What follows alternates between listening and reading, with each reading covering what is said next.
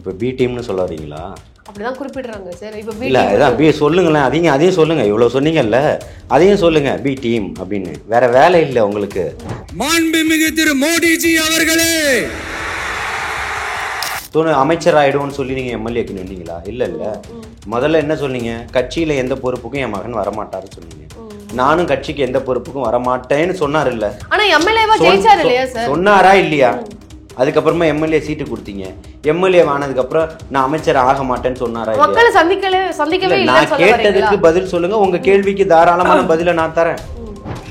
மாண்புமிகு மன்னராட்சி முதல்வர் அவர்களே, ஒரு நாயை கூட கட்டுப்படுத்துறதுக்கு தகுதி இல்லாதவர்கள் நீங்கள் எப்படி நாடு ஆண்டுகிட்டு இருக்கீங்க? அண்ணாமலைக்கு ஒரு அரசியல் அறிவே இல்லைன்னு சொல்றேன். அண்ணாமலை பத்தி பேசுறீங்க. அண்ணாமலை யாருங்க? யாரு அண்ணாமலைக்கு என்ன? எனக்கு 25 ஆண்டுகால அரசியல் அனுபவம் இருக்கு, பொது வாழ்க்கையில இருக்கேன். அண்ணாமலை யாருன்னு நீங்க சொல்லுங்க. எத்தனை ஆண்டுகள் அரசியல் அனுபவம் இருக்கு? எந்த பிரச்சனைக்காக போய் நின்னுட்டாரு? இங்க நடக்கக்கூடிய அத்தனை பிரச்சனைகள் அண்ணாமலை பேசிட்டாரா? இவர் செருப்பு போடாம போனதோ, சாட்டை எடுத்து அடிச்சுக்கிட்டதோ மிகப்பெரிய தமிழகத்தினுடைய வரலாற்றை மாற்றி போட்டுருச்சான்னு கேட்க. நீ மாநில தலைவர் தானே, இது வரைக்கும் எந்த கவுன்சிலர் சீட்ல ஜெயிச்ச சொல்லு. விஜய் அவர்கள் போனா பரந்தூருக்கு ரிசால்வ் ஆகுதுன்னா, அதே மாதிரி வேங்கை வயலுக்கு ஏன் போகல விஜய் அவர்கள்? இப்ப வரைக்கும் போகலையே. ஏன் திமுக ஏன் போல? வேங்கை வயல் பிரச்சனையில இல்ல சார், திமுகவுக்கு மாற்று அரசியல் சொல்லக்கூடிய திமுகவுக்கு மாற்று அரசியல் தான் திரும்பவும் சொல்றோம். திமுகவுக்கு சொம்படிக்கல. பலூன் பிரச்சனை வந்து இப்ப அந்த இடத்துல பொதுக்குழுல வைக்க வேண்டிய ஒரு பிரச்சனை அப்படின்ற. பலூனை விட்டு தானே மோடியை விட்டீங்க. பலூன் சாதாரணமா சொல்றீங்க. பலூன் சாதாரண விஷயம் இல்ல, புரியுதுங்களா? அவர்கள் நினைச்சுக்கிட்டு இருக்கலாம், பேச வேண்டியதை தான் பேசியிருக்கிறாரு. நீங்க கதறீங்களா? தெரியலையா? ஐயோ எம்மான்னு கத்துறீங்களா? அது உங்களுக்கு கேட்கலையா? மற்றவங்களுக்குலாம் நீங்க கதறி ஒப்பாரி வச்சுக்கிட்டு இருக்கு, ஊரு ஃபுல்லா கேட்டுக்கிட்டு இருக்கு. மேம்பாக்கான அரசியல்னு சொல்றீங்களா? மேம்பாக்கான அரசியல் நாங்க பண்றோம், நீ ஏன் அழுவுறீங்கன்னு கேட்கிறேன். சிவாஜி கிருஷ்ணமூர்த்தி பேசினான் அன்னைக்கு, எச்சைங்க 4 பேர் நின்னாங்கன்னு. இன்னைக்கு ஸ்டாலின் அவர்கள் போய் நோம்பு திறந்திருக்கிறாரு. அந்த எச்சைங்கெல்லாம் யாருன்னு சொல்லுங்க அவர்களை.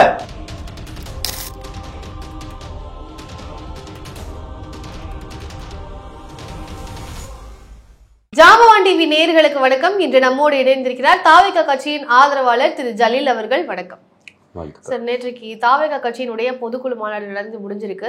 இதை பற்றி உங்களுடைய பார்வை என்ன? அந்த நிகழ்ச்சியில பல்வேறு கருத்துக்கள் வந்து பகிரப்பட்டது. ஒட்டுமொத்தமாக அந்த நிகழ்ச்சியை நீங்க எப்படி பாக்குறீங்க? நிகழ்ச்சியில மூலமாக உங்களுடைய பார்வை என்ன? முதல் பொதுக்குழு வந்து நடந்திருக்கு நேற்று. மிகவும் எப்படி வந்து எதிர்பார்க்கப்பட்டதோ அதை விட மிகவும் பிரம்மாண்டமாக நடந்திருக்குது. இருக்கக்கூடிய தொண்டர்கள் மத்தியில், பொதுக்குழு உறுப்பினர்கள் மத்தியில் மிக மிக ஒரு எதிர்பார்ப்பை ஏற்படுத்தியிருந்தது. வெளியில் இருக்கக்கூடிய அரசியல்வாதிகள் மத்தியிலும் ஊடகவியலாளர்கள் மத்தியிலும் மிகப்பெரிய ஒரு பேசும் பொருளாக மாற்றிருக்கிறாரு. நிறைய பேரோட கனவுகளை வந்து கலைத்து விட்டுருக்கிறாரு. நான் வந்து கொண்ட கொள்கையில் ஒருபோதும் மாறாத இடத்துல நான் அங்கேயே தான் நிற்கிறேன்னு சொல்லியிருக்கிறாரு. மாநாட்டில் என்ன பிரகடனப்படுத்தி மாநாடு மேடையில் பேசினாரோ அதில் எல்லளவும் மாறலை. நான் கொண்ட கொள்கையில் உறுதியாக இருக்கிறேன்றதை சொல்லியிருக்கிறார். Okay sir. இந்த வகையில் இன்றைக்கு வந்து நேற்றைய மாநாட்டில் வந்து ஒரு புதிதான ஒரு விஷயம் அப்படின்னா, பெயர்களை குறிப்பிட்டு எனக்கு பெயர்களை சொல்கிறதுக்கு பயம் இல்லை அப்படின்னு சொல்லி முதலமைச்சருடைய பெயரையும் சரி, பிரதமர் அவர்களுடைய பெயரையும் வந்து குறிப்பிட்டு அவங்களை வந்து விமர்சனம் செஞ்சுருந்தாரு. அந்த வகையில் திமுகவை வந்து விமர்சனம் செய்யும் பொழுது ரொம்ப நேரடியாக ரொம்ப தடாலாக வந்து விமர்சனம் செய்கிறாரு. ஆனால் பிரதமர் அவர்களை சொல்லும் பொழுது மோடிஜி கொஞ்சம் பார்த்து பண்ணுங்க ஜி அப்படின்ற மாதிரி ரொம்ப மென்மையாக வந்து விமர்சனம் பண்ணுறாரு. ஸோ அப்போ கூட வந்து ஏதோ ஒரு கோரிக்கை வைக்கிற மாதிரி தான் இருக்கே தவிர அவங்க மேலே வந்து தப்பு சொல்கிறேன் அப்படின்ற மாதிரி இல்லாமல் கொஞ்சம் பார்த்து பண்ணுங்க, தமிழ்நாடு நிறைய அரசியலை பார்த்துருக்கு, அதனால எங்ககிட்ட கொஞ்சம் பார்த்து நடந்துக்கோங்க அப்படின்ற மாதிரி ஒரு கோரிக்கையாக தான் சொல்கிற மாதிரி இருக்கு. ஆனால் திமுக விமர்சனம் சொல்லும் பொழுது ரொம்ப அதிரடியாக வந்து விமர்சனம் வைக்கிறாரு. அப்போது அந்த பாகுபாடு எதற்காக அப்படின்ற மாதிரியான கேள்வி. இப்போ பி டீம்னு சொல்ல வரீங்களா? அப்படிதான் குறிப்பிடுறாங்க சார். இப்போ இல்லை அதான் பி சொல்லுங்களேன். அதையும் சொல்லுங்க. இவ்வளோ சொன்னீங்கல்ல, அதையும் சொல்லுங்க பி டீம் அப்படின்னு. வேற வேலை இல்லை உங்களுக்கு, அதை மட்டும்தான் நீங்கள் சொல்ல முடியும். புரியுதுங்களா? பாசிசவாதிகள்னு உங்களை சொன்னதுக்கப்புறம் இதை விட கேவலமான ஒரு வார்த்தை இல்லைன்றதை நீங்கள் புரிஞ்சிக்க மாட்டீங்கன்னு கேட்குறேன். நீங்கள் பாசிசவாதிகள்னு சொல்கிறார்கள்ல, உங்களுக்கு அங்கே நடக்கக்கூடிய அநியாயங்களை தட்டி கேட்குறாருல்ல, இங்கே நீங்கள் டென்ஷனாக இருந்தாலும் பரந்தூர் விமான நிலையமாக இருந்தாலும் எதிர்க்கிறாருல்ல, இதை விட உங்களுக்கு என்ன வேணும்? இப்பவும் சொல்கிறோம், சிஏஏ எதிர்த்தாரு, அதில் மாற்று கருத்து இல்லை. நேற்று வக்பு திருத்த மசோதா கொண்டு வந்திருக்கீங்க, அதை எதிர்த்து முதல் தீர்மானமே அதுதான் பண்ணியிருக்கிறீங்க. புரியுதுங்களா? ஒட்டுமொத்த இஸ்லாமியர்களுக்கும் ஆதரவான நிலைப்பாட்டில் இருக்கிறாரு. மோடிக்கு வால் பிடிச்சு போகணும் அப்படின்னா இங்க இஸ்லாமியர்களுடைய வெறுப்பாக தான் அவர் செயல்பட்டிருக்கணும். இன்னைக்கு ஆரம்ப காலகட்டத்தில இருந்து தன்னுடைய கட்சி துவங்கிய முதல் அவர் இப்ப அறிக்கையே இஸ்லாமியர்களுக்கு ஆதரவா சிஏஏக்காக எதிர்த்து குரல் கொடுத்தவர் தான் தளபதி அவர்கள். அதுல மாற்று கருத்து இருக்கு அவங்களுக்கு? நேத்து முதல் தீர்மானமும் அதுக்கு இஸ்லாமியர்களை பாதுகாக்கணும், இஸ்லாமியர்களுடைய சொத்தா சொல்லக்கூடிய வக்ஃபை பாதுகாக்கணும்னு தான் சொல்றாரு. அப்ப இதெல்லாம் உங்களுக்கு தெரியல. அவர் மோடிஜின்னு சொன்ன உடனே அதுதான் சொல்றாரு, தமிழ்நாடுனா உங்களுக்கு அலர்ஜியான்னு கேட்கிறாரு. நல்லா புரிஞ்சுக்கணும், அவர்களுக்கான ஒரு விஷயத்தை மூடி மறைக்கிறதுக்கு என்ன அதை இனிப்பா சர்க்கரையா பேசிட்டு நீங்க கடந்து போயிட முடியாது. இப்பவும் சொல்றோம், நீங்க பாசிசவாதி பாசிசவாதி பாசிசவாதி, அதுல அவருக்கு எந்த மாற்று கருத்தும் கிடையாது.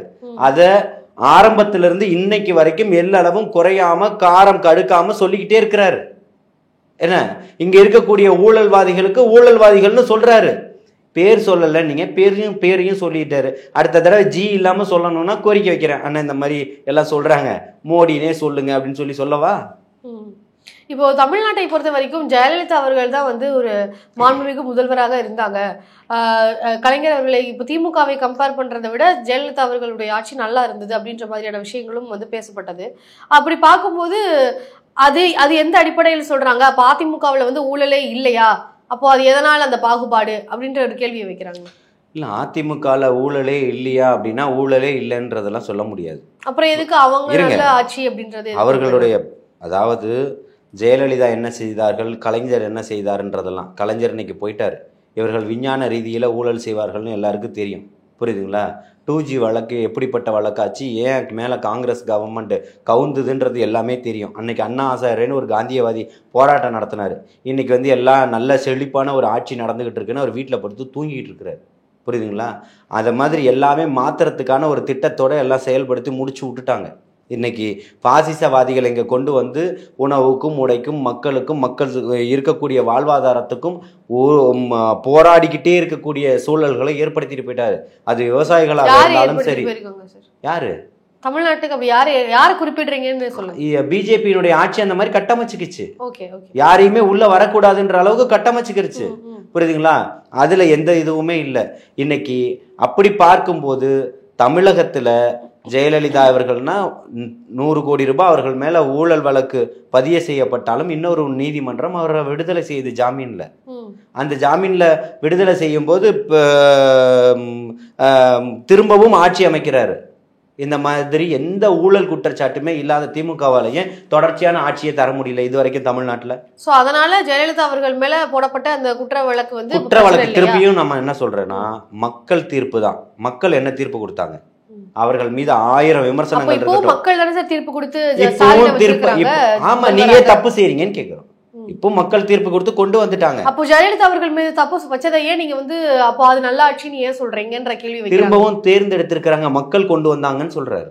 இல்ல சார், நல்ல ஆட்சின்ற மாதிரி குறிப்பிட்டிருந்தாங்களே ஆதவர்ஜுன். மக்கள் நல்ல அவங்க ஆட்சி கொடுத்ததுனால தானே திருப்பியும் கொண்டு வந்திருக்காங்க அவரை தனிப்பட்ட முறையில். இந்த இடத்துல இப்போ திருப்பி மு.க. ஸ்டாலின் அவர்களை மக்கள் கொண்டு வாங்க மக்கள் கொண்டு வாங்க மக்கள் கொண்டு வந்திருக்காங்கல்ல சார். இப்போ கொண்டு வந்தவரை மன்னர் ஆட்சின்னு சொல்லி குறிப்பிட்டு திருப்பி நல்லா புரிஞ்சுக்கங்க. அவர்களுக்கு இப்பவுமே பாத்தீங்கன்னா கடந்த நாடாளுமன்ற தேர்தலில் எவ்வளவு வாக்கு விகிதம் பாத்தீங்கன்னா ரொம்ப ரொம்ப குறைவான வாக்கு விகிதத்துல தான் தோத்து போயிருக்காங்க, புரியுதுங்களா? இது ஒரு பெரிய தோல்வி கிடையாது அதிமுக. ஆனால் அதுக்கு நாம் இங்க பிஜேபியோட கூட்டணி இல்லைன்னு சொன்னதுனால அந்த வாக்கு வங்கி அவங்களுக்கு இருந்திருக்கு. கூட்டணி இருந்தா கூடி இருக்குமா? குறைஞ்சிருக்கும், இன்னும் குறைஞ்சிருக்கும். இப்ப திரும்பவும் பிஜேபியோட போய் நிக்கிறாங்க. இது எதுக்குன்னா இருக்கிறதையும் தொலைச்சிட்டு போறதுக்கான வேலை தான். ஓகே சார், இப்போ விஜய் அவர்களுடைய கருத்துக்களை வச்சு பார்க்கும் பொழுது அந்த இடத்துல திமுகவை குடும்ப அரசியல் செய்யக்கூடிய அரசை தூக்கி எறியறதுக்காக தான் நாங்கள் வந்திருக்கோம் அப்படின்னு சொல்லி எல்லாருமே அந்த இடத்துல அந்த கருத்தை முன் வச்சாங்க. இப்போ விஜய் அவர்கள் குடும்ப அரசியல்ன்றது எதனால சொல்றாரு, மன்னர் ஆட்சின்றது எதனால குறிப்பிடுறாரு? ஒரே மன்னருடைய பையன் அப்படின்றது வரல இல்லையா? மக்கள் கிட்ட போய் மக்களை சந்திச்சு தானே வந்திருக்கிறாங்க. அதுக்கு சில ஒப்பீட்டுகளையுமே வைக்கிறாங்க. இப்போ நிர்மலா சீதாராமன் அவர்கள்லாம் ஃபினான்ஸ் மினிஸ்டராக இருக்கிறாங்க அப்படின்னா அவங்க எலெக்ஷனை சந்திக்கல, அப்படியா இவங்க வந்திருக்காங்க? இப்படி சில ஒப்பீட்டுகள், இப்படி சில விமர்சனங்கள். துணை முதல்வர்னு சொல்லி நீங்க எம்எல்ஏக்கு நின்னீங்களா? அமைச்சர் ஆயிடுவோம்னு சொல்லி நீங்க எம்எல்ஏக்கு நின்னீங்களா? இல்ல. முதல்ல என்ன சொன்னீங்க? கட்சியில எந்த பொறுப்புக்கும் என் மகன் வரமாட்டாருன்னு சொன்னீங்க. நானும் கட்சிக்கு எந்த பொறுப்புக்கும் வரமாட்டேன்னு சொன்னார் இல்ல? ஆனா எம்எல்ஏவா ஜெயிச்சாரு இல்லையா சார்? சொன்னாரா இல்லையா? அதுக்கப்புறமா எம்எல்ஏ சீட்டு கொடுத்தீங்க. எம்எல்ஏ ஆனதுக்கப்புறம் நான் அமைச்சர் ஆக மாட்டேன்னு சொன்னாரா? மக்களை சந்திக்கவே இல்லை. நான் கேட்டதுக்கு பதில் சொல்லுங்க. உங்க கேள்விக்கு தாராளமான பதில நான் தரேன். நீங்க என்ன சொன்னீங்க? சட்டமன்ற உறுப்பினராக வரமாட்டேன்னு சொன்னீங்க, வந்துட்டீங்க. கட்சிக்குள்ள பதவிக்கு வரமாட்டேன்னு சொன்னீங்க, வந்துட்டீங்க. அமைச்சரவையில் இடம்பெற மாட்டேன்னு சொன்னீங்க, வந்துட்டீங்க. துணை முதல்வரை ஆக மாட்டேன்னு சொன்னீங்க, ஆயிட்டீங்க. இப்ப இதுக்கெல்லாம் என்ன பேரு? துணை முதல்வர் பதவியை பொறுத்த வரைக்கும் கட்சிக்குள்ளேயே தீர்மானிக்கிறது தானே? இல்ல, நான் திரும்பவும் சொல்றேன், கட்சிக்குள்ள தீர்மானிக்க கூடியதுதான், இல்லைன்னு சொல்லல. நீங்க அதை வெளிப்படையா சொன்னீங்களா? இல்ல கட்சியில பொறுப்புக்கு வரமாட்டேன்னு சொன்னீங்க, வந்துட்டீங்க. எம்எல்ஏவா ஆக மாட்டேன்னு சொன்னீங்க. அப்ப எல்லாத்தையுமே இல்ல இல்ல இல்ல இல்லன்னு சொல்லி இன்னைக்கு எல்லாத்தையுமே நீங்க மாத்திக்கிட்டு தானே. எம்எல்ஏ வந்து மக்களுடைய வாக்குகள் அடிப்படையில தானே சார் இப்ப அவர் எம்எல்ஏ ஆயிருக்கிறாரு, எம்எல்ஏ ஆனாரு. அப்ப மக்கள் ஏத்துக்கிட்டு தானே அதை வந்து ஆயிருக்கீங்கல்ல. அதே மாதிரி இவர் வரத்துக்கு என்ன? அவரு உங்களால வரும்போது ஒண்ணுமே பண்ணாம நீங்க வந்து வரும்போது, அவர் சினிமா துறையில இருந்தாலும் தொடர்ச்சியான போராட்ட களத்துல இருக்கிறாரு 20 ஆண்டுகளுக்கு மேல. அப்போ எதுவுமே பண்ணாம மக்கள் வந்து முதலமைச்சராக ஓட்டு போட்டு உட்கார வச்சிருக்காங்க அப்படின்னு சொல்லுவாங்க. எதுவுமே பண்ணாதனாலே மக்கள் அவங்களை ஏத்துக்கிட்டாங்க. நீங்க துணை முதல்வரா ஆயிக்கிட்டீங்க. நீங்க சொன்ன மாதிரி அது கட்சியினுள்ள இருக்கக்கூடிய வேலை. மக்களை ஏமாத்தி நீங்க பண்ணிக்கிட்டீங்க. அது உங்களுடைய கட்சியினுடைய வேலை. நீங்க யாரை வேணா ஆக்கலாம். நீங்க தான் ஆகணும்ன்ற என்ன கட்டாயம் இருக்குன்னு தான் கேக்குறேன். அது அவங்க கட்சிக்குள்ள தானே தீர்மானிப்பாங்க. இப்ப கட்சிக்குள்ள வந்து புசியானந்த் அவர்கள் எதுக்கு பொதுச் செயலாளரா வச்சிருக்கீங்கன்ற கேள்வி. அவருடைய மகனா, அவருடைய தந்தையா, யார் அவரு? நியாயமான கருத்தை கேள்வியா கேளுங்க. பொதுச் செயலாளர் அவர்கள் எங்கேயோ பிறந்தவர், எங்கேயோ வளர்ந்தவர், வேற மாநிலத்தில் உள்ளவர். அவர் வந்து இங்க இதுக்கு வராரு, கட்சியினுடைய மக்கள் இயக்கத்தினுடைய ஆரம்ப காலகட்டத்திலிருந்து வராரு, கட்டமைக்கிறாரு, வளர்க்கிறாரு. அவரு அந்த தகுதிக்கு படிப்படியா தான் வராரு. எடுத்த உடனே பொதுச் செயலாளர் ஆயர்ல. அதே மாதிரி இப்ப குடும்ப அரசியல்னு சொல்லி திமுகவை சுட்டி காட்டும் பொழுது விஜய் அவர்களுடைய திரைப்பயணத்தை பார்க்கும்போது அவர் ஒரு வாரிசு நடிகர்னு சொல்லலாமா? இப்படி பல விமர்சனங்களும் ஒரு சினிமால நடிக்கிறது என்னுடைய தனிப்பட்ட விவகாரம், தனிப்பட்ட விஷயம். நான் சினிமாவில் நடிப்பேன், நாளைக்கு நடிக்காமல் இருப்பேன், நல்ல படங்களை கொடுப்பேன், கொடுக்காம இருப்பேன். அது என்னுடைய குடும்பத்தை மட்டுமே சாரும், என்னுடைய ரசிகர்களோட போயிடும். கட்சின்றது அப்படி இல்லை. இந்த நாட்டை ஆளக்கூடியது, மக்களை வழி நடத்தக்கூடியது, நிதி பற்றாக்குறை இருக்கக்கூடிய பஞ்சங்களை போக்குறது தான் இந்த அரசாங்கத்தினுடைய, இந்த முதல்வரனுடைய வேலையா இருக்கணும். நீங்க என்ன பண்ணிட்டீங்க? பெண்களுக்கு பாதுகாப்பை உறுதி செஞ்சு கொடுத்துட்டீங்களா? இங்க இருக்கக்கூடிய ரவுடித்தனத்தை ஒழிச்சிட்டீங்களா? இங்க இருக்கக்கூடிய பாலியல் வன்புணர்வு பிரச்சனைகளை ஒழிச்சிட்டீங்களா? இங்க அதாவது கூட்டான ரவுடிசம், கேங்ஸ்டர் சொல்லுவாங்களா, அதை ஒழிச்சிட்டீங்களா? என்ன பண்ணிருக்கீங்க? சாலையில இன்னைக்கு செய்தி பாத்தீங்களா? போற ஒரு சிறுவனை ஒரு தெரு நாய், வெறி நாய் துரத்தி கடிச்சிருக்கு. நித்தம் செய்திகள் வந்துகிட்டு இருக்கு. ஒரு நாயை கூட கட்டுப்படுத்துறதுக்கு தகுதி இல்லாதவர்கள் நீங்கள் எப்படி நாடு ஆண்டுகிட்டு இருக்கீங்கன்னு கேட்க. அதான் சார், இப்ப நித்தம் வந்து ஒரு பிரச்சனை இருந்துட்டு இருக்கும் போது 2 மாசம் கழிச்சு நாங்க போராட்டத்துல ஈடுபட போறோம், 2 மாசம் கழிச்சு கல அரசியலுக்கு வர போறோம், அப்படி நித்தம் நடந்துட்டு இருக்கும் போது 2 மாசம்னு சொல்லி ஒரு கால அவகாசம் எடுக்கிறது வந்து சரியா? அப்படி ஒரு கேள்வி வருது. பாருங்க, இருக்கக்கூடியதுக்கு எங்கேயும் போராட்டத்துக்கு 2 மாசம் கழிச்சு வரும், 4 மாசம் கழிச்சு வரும்னு உங்களுடைய கேள்விக்காக நான் வந்து ஆமான்னு ஒத்துக்கிட்டுலாம் போக முடியாது. புரியுதுங்களா? கோவையில் வந்து ஒரு அரசு பள்ளி ஆசிரியை கொளுத்தி எரித்து கொல்லப்பட்டிருக்கிறாரு. அதுக்கு கண்டனம் தெரிவிச்சிருக்கிறாங்க. அங்கே இருக்கக்கூடிய தோழர்கள் அங்கே போயிருக்கிறாங்க, அவங்களுடைய இறப்பில் கலந்துக்கிட்டு இருக்கிறாங்க. மதுரையில் ஒரு காவலர் அதே மாதிரி பண்ணியிருக்கிறாங்க, ரவுடிகளால் எரித்து கொல்லப்பட்டிருக்கிறாரு. அங்கே அதுக்கும் கண்டனம் தெரிவிச்சிருக்கிறாங்க. அங்கே உள்ள மாவட்ட நிர்வாகிகள் தலைமை கழகத்தினுடைய அறிவுறுத்தலின் பேரில், பொதுச் செயலாளர் அவர்களுடைய அறிவுறுத்தலின் பேரில் போயிருக்காங்க, கலந்துக்கிறாங்க, அவர்களுடைய ஆறுதலை சொல்லிட்டு வந்திருக்கிறாங்க. தேனியில் ஒரு பள்ளி, மன்னிக்கணும், தென்காசியில் ஒரு பள்ளி வந்து காங்கிரீட் இடிஞ்சு விழுந்திருக்கு. நல்ல நேரம் அங்கே இருக்கக்கூடிய குழந்தைகள் அங்கே இல்லை. அது உணவு நேரம்ன்றதுனால தள்ளி போயிருந்தாங்க. அங்கே இருந்ததுன்னா அங்கே எத்தனை உயிர்கள் பலி வாங்கப்பட்டிருக்கும்? அந்த இதுக்கு கண்டனம் தெரிவிச்சிருக்கிறாங்க, அங்கே போயிருக்கிறாங்க, அதை பார்த்துருக்குறாங்க, விசாரிச்சிருக்கிறாங்க. இப்படி ஒவ்வொன்றுக்குமே, தூத்துக்குடி பிரச்சனையை எடுத்துக்கோங்க, தூத்துக்குடி டு திருச்செந்தூர் சாலை போடக்கூடிய பிரச்சனை, நீங்கள் தானே நல்லாட்சி தந்துக்கிட்டு இருக்கக்கூடியவர்கள், நீங்கள் போட்டிருக்கணுமா இல்லையா? இன்னைக்கு நீதிமன்றம் போய் அதுக்கு வழக்காடி தமிழக வெற்றி கழகத்தில் சார்ந்த சகோதரர் பொன் காந்திமதிநாதன் தான் அதுக்கு வழக்கு தொடுத்து இன்னைக்கு 22 கோடி ரூபாய் ஆர்டர் பாஸ் பண்ணி வாங்கி வச்சிருக்கிறார். என்ன இப்போ தாமிரபரணியில இந்த தண்ணி எடுக்கிற பிரச்சனைகளுக்காக இப்போ அடுத்த வாரம் அங்க போராட்டங்கள் நடத்துறாங்க. இப்படி தொடர்ச்சியா எல்லாத்துக்குமே கண்டனங்களும் போராட்டங்களும் ஆர்ப்பாட்டங்களும் நடந்துகிட்டு தான் இருக்குது. எங்கெல்லாம் மக்கள் பாதிக்கப்படுறார்களோ அந்த இடத்துல எல்லாம் போய் நின்றுகிட்டு தான் இருக்கிறாங்க. இங்க யாரு கண்ணை மூடிக்கிட்டவன உலகம் இருந்துருச்சுன்னு நினைக்காதீங்க. தலைவர் அவர்கள் கரெக்டான விஷயங்களை சொல்றாரு. அது உங்களுக்கு கஷ்டமா இருக்கு. அதை பேசி அவரை பத்தி பேசினா மட்டும்தான் உங்களுடைய தவறுகள் மறைக்கப்படும். புரியுதுங்களா? அதுக்காக அவரை வச்சு பேசுறீங்க. எப்படினாலும் அவரை வாழ்த்துனாலும் கொண்டாடினாலும் நீங்க வசைபாடினாலும் இன்னைக்கு டைம் லைன் அவர் தான். சரி, இப்ப கள அரசியல் செய்யல அப்படின்ற அந்த விமர்சனத்துக்கு புசியானந்த் அவர்கள் பொதுச் செயலாளர் அவர்கள் வந்து சில கருத்துக்களை வந்து முன் வச்சாரு. விஜய் அவர்கள் வந்து இந்த இடத்துக்குலாம் போனாருன்னு சொல்லி நீட் பிரச்சனைக்காக அனிதா அவர்களுடைய வீட்டுக்கு போனாரு, தூத்துக்குடி பிரச்சனைக்காக போனாரு, கள்ளக்குறிச்சிக்கு போனாரு, பரந்தூர் போனாரு அப்படின்னு சொல்லி ஒரு 5 இன்சிடென்ட்ஸை வந்து குறிப்பிடுறாரு.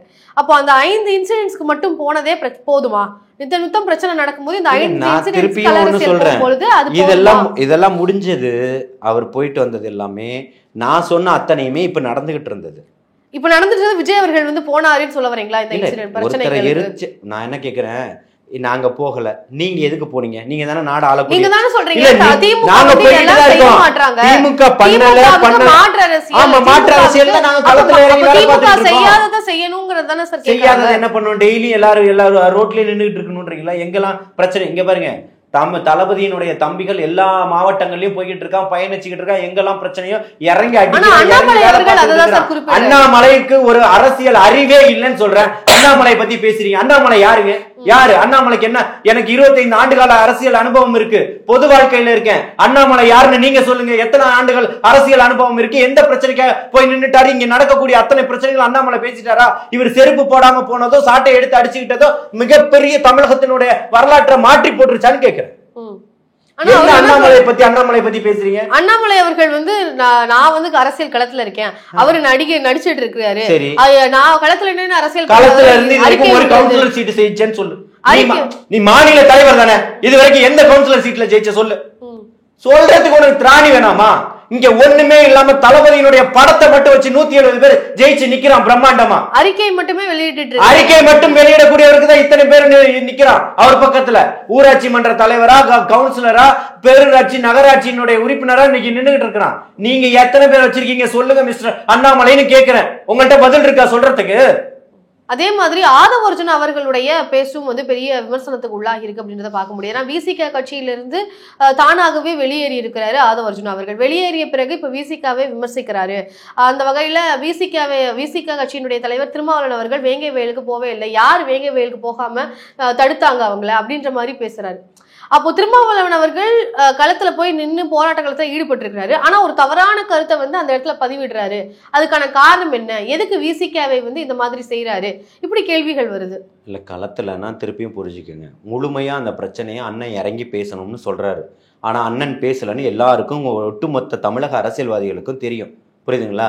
இவர் போய் சிபிசிஐடியினுடைய சிபிஐனுடைய விசாரணை வேணும்னு கேட்டிருக்காரு. கேட்டாரா இல்லையா? முதல்வரை சந்திச்சு ஏன் கேட்டாரு?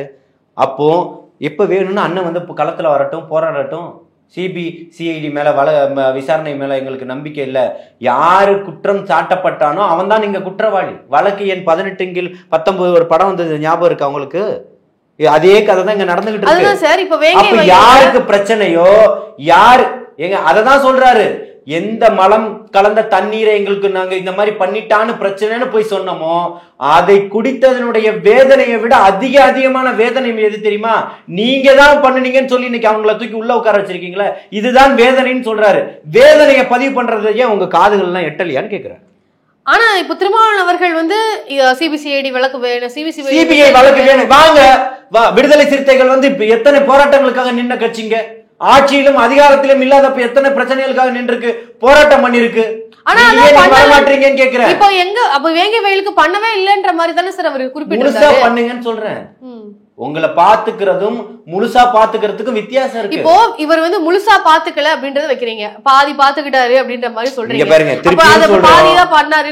திருப்பியும் சொல்றேன், முழுசா பார்த்தா இப்ப சிபிஐ வழக்கு வந்து சிபிஐ விசாரணை கொண்டு வந்துட்டீங்களா? இல்ல ஏன் வரல? அப்படி நீங்க ஒரு ஆர்ப்பாட்டம் நடத்திருக்கணும்ல, ஏன் நடத்தல? இப்போ தாவேகா வந்து பரந்தூருக்கு போனதுனாலதான் பரந்தூருக்கு வந்து நடவடிக்கை எடுக்கப்பட்டதுன்னு சொல்றீங்களே, அப்ப வேங்கை வயல்ல குற்றவாளிகளையே பிரச்சனை அதுக்குதான் மாத்தி சொல்லிருக்கேன் இல்ல சார், அது யாரு மாத்தி முடிச்சுக்கிறேன், யாரு குற்றம் சாட்டப்பட்டார்களோ, யார் பாதிக்கப்பட்டாங்களோ அவங்களே குற்றவாளி ஆக்கியிருக்கிறாங்கன்ற ஒரு குற்றச்சாட்டையும் வைக்கிறீங்க. அப்போ விஜய் அவர்கள் போனா பரந்தூருக்கு ரிசால்வ் ஆகுதுன்னா, அதே மாதிரி வேங்கை வயலுக்கு ஏன் போகல விஜய் அவர்கள், இப்ப வரைக்கும் போகலையே ஏன் அப்படின்ற கேள்வி எழுப்புறாங்க. திருப்பியும் சொல்றோம், களத்துல இருக்கிறோம், அதுக்கான கேள்விகளை கேட்டுக்கிட்டு இருக்கிறோம். நிச்சயமாக அதுக்கு மிகப்பெரிய ஒரு மாற்றங்கள் இருக்கு. எப்படி முதல் நாள் திருப்பியும் நம்ம மாநாடு பிரகடன மேடையில என்ன சொன்னாரோ அதன்படிதான் நீங்க நினைச்ச உடனே இப்பவே வரணும் அப்ப விசிகாவை மட்டும் ஏன் டிமாண்ட் பண்றீங்க சார்? இப்ப பண்ணக்கூடிய விசிகாவை தான உட்கார்ந்துட்டு இருக்கீங்க, நீங்க சொல்லலல்ல. அப்ப விஜய் அவர்கள் அரசியல்வாதி இல்லையா? எனக்கு வேற வேலை இருக்கு, அதை பார்த்துட்டு தான் நான் இங்க வருவேன் இல்ல முழு நேரம். அப்ப மக்கள் அங்க பிரச்சனையில இருக்கும்போது எனக்கு வேலை இருக்கு நான் பார்த்துட்டு வரேன்னு சொல்றது சரியானதான்றதான கேள்வி. தன்னுடைய கட்சியை கட்டமைச்சிருக்கிறாரு, இருக்கக்கூடிய அடிப்படையில் இருக்கக்கூடியவர்களுக்கும் பொறுப்புகளை வழங்கிக்கிட்டு இருக்கிறாரு. ஏன்னா அடிப்படையில் இருக்கவனும் ஒரு பொறுப்பு இருந்தாதான் அங்க போய் நிற்பான், கேட்பான், அவனுக்கான ஒரு பிரதித்துவம் கிடைக்கும். புரியுதுங்களா? நீங்க ஒருத்தர் வராரு, ஒரு போராட்டம் பண்றாருன்னா நீ யாருன்னு கேட்கும்போது அப்ப அந்த பிரதித்துவத்துக்காக வேங்கை வயல்ல பாதிக்கப்பட்ட மக்களுடைய பிரச்சனைக்காக தாமதமா போனா பரவாயில்லையான்னு கேக்குறாங்க. திரும்பவும் சொல்றோம், வேங்கை வயல் பிரச்சனை இன்னைக்கு காலையில நடந்தது கிடையாது. ஆமா, 2 வருஷம் ஆயிடுச்சு. 2 வருஷம் ஆயிடுச்சு. அதுக்கான வேலைகளை பூசி மொழுகக்கூடியதை திமுக பாத்துக்கிட்டு இருக்கு. திமுக ஏன் போல வேங்கை வயல் பிரச்சனையில? இல்ல சார், திமுகவுக்கு மாற்று அரசியல் சொல்லக்கூடிய திமுகவுக்கு மாற்று அரசியல் தான் திரும்பவும் சொல்றோம். திமுகவுக்கு சொம்படிக்கல, புரியுதுங்களா? வால் பிடிக்கல, முழுமையா எதிர்க்கிறோம். என்ன, தன்னுடைய சமூகமே இங்க பாதிக்கப்படும் போது அண்ணன் திருமாவர்களுடைய நிலைப்பாடுல தவறு இருக்குன்னு சொல்றோம். மாற்றம் வேணும்னு சொல்றோம். தமிழக வெற்றி கழகம் ஒருபோதும் எதுக்கும் பின்வாங்காது, கொண்ட கொள்கையில நாங்க என்ன சொன்னோமோ அதன்படி செஞ்சுக்கிட்டு இருக்கோம், வருவோம்னு சொல்றோம். இப்போ புசியானந்த் அவர்கள் பேசியிருந்தாங்க, அவங்களும் இப்போதான் சிறப்புரை ஆற்றியிருந்தாரு இந்த ஒரு கூட்டத்துல தான். அந்த வகையில அவர் பேசும்பொழுது ஏதோ ஒரு தொண்டனுடைய பலூன் காவல்துறை எடுத்துட்டு போயிருச்சு, அதை திருப்பி கொடுத்துருங்க அப்படின்றதுலாம் பொதுக்குழுல அதை பகிரணுமா? அந்த இடத்துல ஒரு ஆழ்ந்த அரசியல் இல்லாம அரசியல் பேசாம இந்த ஒரு விஷயத்தெல்லாம் இந்த இடத்துல ஏன் பகிர்ந்துக்கணும்? இப்படி சில கேள்விகளை எழுப்பிறாங்க. அது ஒரு மீம் கண்டென்ட்டாவே மாத்திட்டு இருக்கிறாங்க. இங்க பொதுக்குழு யாருக்கானது? தமிழக வெற்றி கழகத்தினுடைய செயற்குழு பொதுக்குழு உறுப்பினர்களுக்கானது. அப்ப அவர்கள் மத்தியில தலைவர்கிட்டையும் அங்க இருக்கக்கூடியவர்கள்ட்டையும் ஒரு செய்தியை அவர் சொல்றாரு. இப்படிப்பட்ட ஒரு நிகழ்வு நடந்துகிட்டு இருக்கு, அவர் பலூனை ரோட்ல பிடிச்சிக்கிட்டு இருக்கும்போது அந்த பக்கம் இப்ப இருக்கக்கூடிய துணை முதல்வர்கள் கடந்து செல்றாரு. கடந்து செல்லும் போது அந்த பலூனை பார்த்துட்டு போறாரு. பார்த்துட்டு போனதுக்கு அப்புறம் தான் அந்த பலூன் பறிமுதல் செய்யப்படுது. புரியுதுங்களா? ஒரு பலூனை மோடி அவர்கள் இங்க வரும்போது எப்படி கருப்பு பலூனை பறக்க விட்டோமோ அதே போல அவர்களை ஓட விட்டோமோ அதே மாதிரி இந்த பலூன் இவர்களை ஓட விட்டுருக்குன்றதான் எடுத்துக்கணும். பலூன் பிரச்சனை இப்ப அந்த இடத்துல பொதுக்குழுல வைக்க வேண்டிய ஒரு பிரச்சனை அப்படின்ற. பலூனை விட்டு தானே மோடியை விட்டீங்க. பலூன் சாதாரணமா சொல்றீங்க. இங்க ரோடு சாலை மார்க்கமா போக வேண்டியவர் ஏன் விமானம் இதுல ஹெலிகாப்டர்ல பயணம் பண்ணாரு? இங்க இருக்கக்கூடிய மகாபலிபுரத்துக்கு பலூன் சாதாரண விஷயம் இல்ல. புரியுதுங்களா? அவர்கள் நினைச்சுக்கிட்டு இருக்கலாம், பேச வேண்டியதை தான் பேசியிருக்கிறாரு. பொதுக்குழுல யார்கிட்ட பேசணுமோ அவர்கள்ட்ட தான் பேசியிருக்கிறாரு. ஒரு பொது மீட்டிங் போட்டு அதுக்காக ஒரு ஆர்ப்பாட்டம் பண்ணி மக்கள்கிட்ட கொண்டு போய் சேர்க்கல. எங்களுக்கு தெரியும், பொதுச் செயலாளர் அவர்களுக்கு தெரியும், ஏற்கனவே ஒரு முறை சட்டமன்ற உறுப்பினராக இருந்தவர். அவருக்கு தெரியாதா எங்க என்ன பேசணும்னு சொல்லிட்டு? Okay sir. அதே மாதிரி தாவேகா திமுக அப்படின்றதுதான் 2026 இவங்க 2 பேருக்கு தான் போட்டி அப்படின்றத திட்டவட்டமா விஜய் அவர்கள் குறிப்பிட்டிருக்கிறாரு. அதை எப்படி பாக்குறீங்க? உண்மையை சொல்லியிருக்காரு, வேற என்ன பார்க்க வேண்டியது இருக்கு? அந்த போட்டியை பத்தி சொல்லுங்க. அரசியல் களத்துல அந்த போட்டியை எதிர்கொள்வதற்காக நீங்க என்னென்ன திட்டங்கள் வச்சிருக்கீங்க, எப்படி செயல்பட போறீங்க, அது மாதிரி அந்த பிளான்ஸ் 2026 தேர்தலுக்கு தாவேகாவுடைய பணிகள் என்னென்ன அப்படின்றத சொல்லுங்க. மக்களுக்கான பணி செய்யறதுக்கு தான் வந்திருக்கிறோம். மக்களுக்கு என்ன தேவையோ அதை செய்யறதுக்கு தான் வந்திருக்கிறோம். இருக்கக்கூடிய மேனிஃபெஸ்டோ கொண்டு முதல்ல அடிச்ச உடனே உங்கள்கிட்ட கொடுத்துட்றேன், நீங்க படிச்சு பார்த்துட்டு சொல்லுங்க. மக்களுக்கு என்ன தேவையோ, மக்கள் பிரச்சனை என்னவோ அதுக்கானதா தான் நாங்க இதை எடுத்து முன்னெடுத்து கொண்டு போய்கிட்டு இருக்கோம். புரியுதுங்களா? இன்னைக்கு எங்கள்கிட்ட செயல் திட்டங்களா நாங்க உங்கள்கிட்ட சொல்லிட்டு போக வேண்டிய அவசியம் இல்லை. உங்களுக்கு நீங்க 75 ஆண்டுகள் பாரம்பரிய கட்சி தானே, நாளைக்கு மண்ணை கவிக்கிட்டு வீட்டுக்கு போக போறீங்கல்ல, அப்போ தெரியும் யாரு வலிமையானவன், யார் மக்களுக்கானவன், யார் இந்த மண்ணை நேசிக்கக்கூடியவன், இங்க இருக்கக்கூடிய பிரச்சனையை பேசக்கூடியவன். ஏன் மக்கள் இந்த பக்கம் ஒரு மிகப்பெரிய ஒரு அலையை உண்டு பண்ணாங்க? 1 வயசு 1.5 வயசு குழந்தைன்னு சொன்னீங்க இல்லையா, பால் அடிச்சு வச்சிருக்கோம், குடிச்சிட்டு போங்க, சரலா கலக்கி வச்சிருக்கிறோம், என்ன எலெக்ஷன் முடிஞ்சவொடனே தரோம், எல்லாருக்கும் ஊட்டி விட போறோம், சாப்பிட்டுட்டு போறாங்க. 2 மாசத்துல தமிழகம் காணாத ஒரு போராட்டத்தை பண்ண போறோம் அப்படின்ற மாதிரி ஆதவர்ஜுன் அவர்கள் குறிப்பிட்டிருந்தாரு. அது எந்த மாதிரியான போராட்டம், எதற்கான போராட்டம்? 2 மாசம் கழிச்சு பாருங்க என்ன மாதிரியான போராட்டம், எதற்கான போராட்டம்னா அண்ணன் ஆதவர்ஜுன் அவர்களுக்கான போராட்டமாவோ இல்லை தலைவர் தளபதி அவர்களுக்கான போராட்டமோ அண்ணன் பொதுச் செயலாளர் அவர்களுக்கான போராட்டமோ கிடையாது.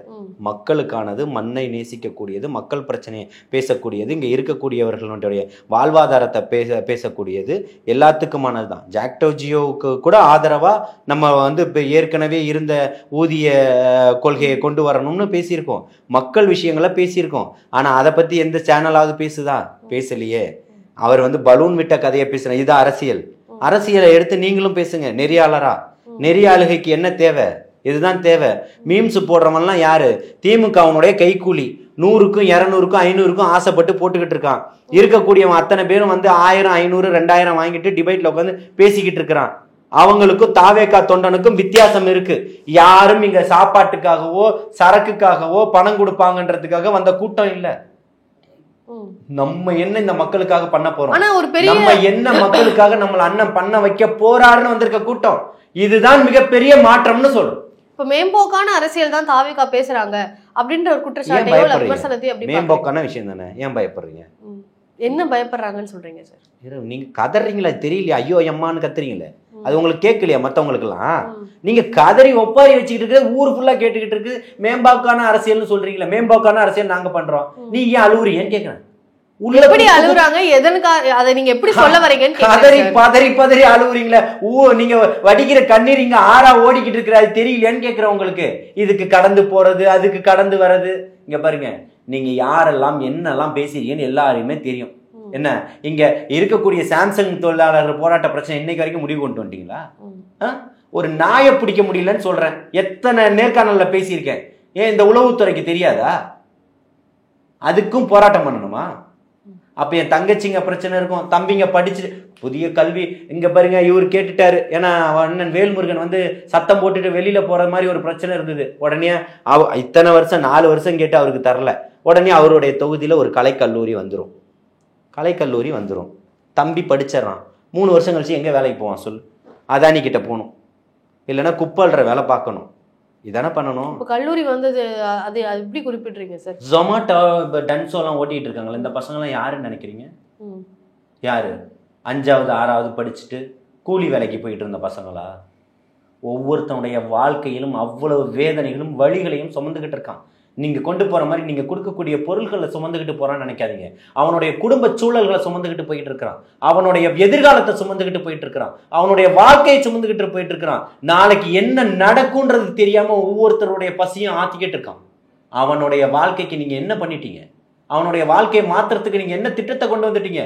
எங்கள்கிட்ட கேக்குறீங்கல்ல, என்ன திட்டம் இருக்கு, என்ன திட்டம் இருக்கு? இவர்களுடைய வாழ்க்கையில மாத்துறதுக்கு உங்கள்கிட்ட என்ன திட்டம் இருக்கு? இன்னைக்கு பல லட்சக்கணக்கான பேர் இன்னைக்கு அனாதை பொருள தெருக்கல்ல உட்கார்ந்துகிட்டு ஒவ்வொரு பஸ் ஸ்டாண்ட்லயும் ராத்திரி பாருங்க படுத்துக்கிட்டு கிடக்குறான். என்னடா தம்பி இங்க இருக்கீங்க? இல்ல நான் ஆர்டர் வந்துச்சுன்னா போகணும், இங்க இருந்து பக்கத்துல போயிடுவோன்னு, இந்த கடைக்கு நிறைய ஆர்டர் வரும்னு. இதையெல்லாம் கேட்கும் போதும் வலிகளும் வேதனைகளும் எத்தனை இருக்கு. அவர்கள் ஒரு நாள், ஒரு நிமிஷம், ஒரு 10 நிமிஷம் பேசினீங்கன்னா அவன் உங்களை கட்டி பிடிச்சு கண்ணீர் விட்டு கதறி அழுதுருவான். இதை கேட்கறதுக்கு எந்த சட்டமன்ற உறுப்பினர் வந்தீங்க, எந்த அமைச்சரா வந்தீங்கன்னு கேட்கிறேன். அவனுடைய வேதனை நீங்க போக்கிருக்க வேணாமா? படிங்க படிங்க படிங்க. படிச்சுட்டான்டா, என்னடா பண்ண போறான் என் தம்பிங்க? அவனுக்கு என்ன வேலை கொடுக்க போறீங்க? பிரதமர் அங்க சொன்னாரு, அதே போல நீங்க சொல்ல போறீங்களா? பொக்கடா விகி, இதவி அதவி, சாலை ஓரத்துல போட்டு விக்கிறான் ஐஸ்கிரீமும் ஜூஸும் அதுவும் இதுவும். அவன்கிட்டயும் காவல்துறை வந்து புடுங்கி புடுங்கி தானே தின்னுகிட்டு இருக்கீங்க. சிவாஜி கிருஷ்ணமூர்த்தி பேசினான் அன்னைக்கு, எச்சைங்க 4 பேர் நின்னாங்கன்னு. இன்னைக்கு ஸ்டாலின் அவர்கள் போய் நோம்பு திறந்து இருக்கிறாரு. அந்த எச்சைங்க எல்லாம் யாருன்னு சொல்லுங்க அவர்களை. இன்னைக்கு இப்படிதானே இருக்குது.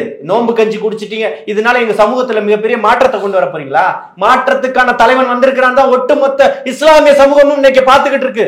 ஒட்டுமொத்த சகோதரிகளும் அதான் பாத்துக்கிட்டு இருக்கிறான். ஒட்டுமொத்த தம்பிமார்களும் அதான் பாத்துக்கிட்டு இருக்கிறான். அரசு வேலையில இருக்கக்கூடியவர்களா இருக்கட்டும், தனியார் வேலைகள்ல இருக்கக்கூடியவர்களா இருக்கட்டும், விவசாயிகளா இருக்கட்டும், தறி நெசவாளர்களா இருக்கட்டும், அத்தனை பேர் இன்னைக்கு நம்புறான். கூட்டமா வந்து பாக்குறான். 75 ஆண்டுகால ஆட்சி உங்களுக்கானதா இருந்தா ஏன் இத்தனை பேர் வரணும்? அந்த அலுவலகம் தேடி சொல்லுங்க பாப்போம். ஒவ்வொருத்தருடைய வாழ்க்கையில மிகப்பெரிய ஒரு மாற்றத்தை இவர் கொண்டு வந்து சேர்த்துருவாருன்றத தலையாயமா நம்பி வந்து இறங்கிட்டு இருக்கிறான். தமிழ்நாட்டினுடைய தலையங்கம் நாளைக்கு 2026ல தளபதி தான்றதை நம்புறான். மாத்திருவோன்றத அவன் உறுதியோட இருக்கிறான். நீங்க நினைக்கிறீங்க உங்கள்கிட்ட இருக்கக்கூடிய கொள்ளையடிச்சு வச்ச காசுகளை வச்சு இந்த வாக்குகளை விலைக்கு வாங்கிடலான்னு. உங்களை அறுவடை பண்ணி ரொம்ப நாள் ஆச்சு. உங்களை அறுவடை செய்து ரொம்ப நாள் ஆச்சு. தமிழக வெற்றி கழகத்தை விதைச்சாச்சு. இன்னைக்கு கண்டிப்பா 2026 மிக பிரம்மாண்டமான விளைச்சலோட தான் வந்து நிக்குது. நீங்க பகல் கனவு கண்டுகிட்டு இருக்கீங்க. இருக்கக்கூடிய சைரன் வச்ச கார்ல போய்கிட்டு இருக்கக்கூடிய பண்ணையார் அமைச்சர்கள்லாம் உங்களை காப்பாத்திட்டு வர நம்பிக்கிட்டு இருக்கீங்களா?